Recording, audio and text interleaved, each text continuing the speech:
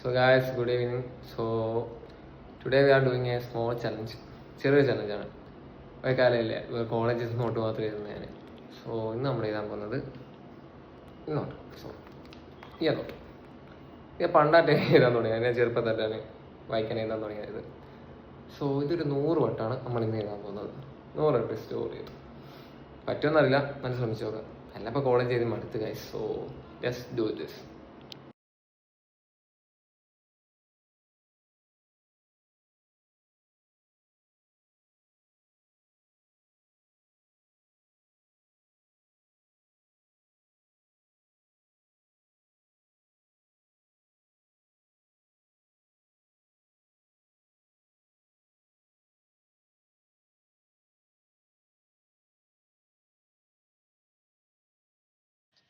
Guys, ഞാൻ challenge ഫെയിലായിരിക്കുന്നു.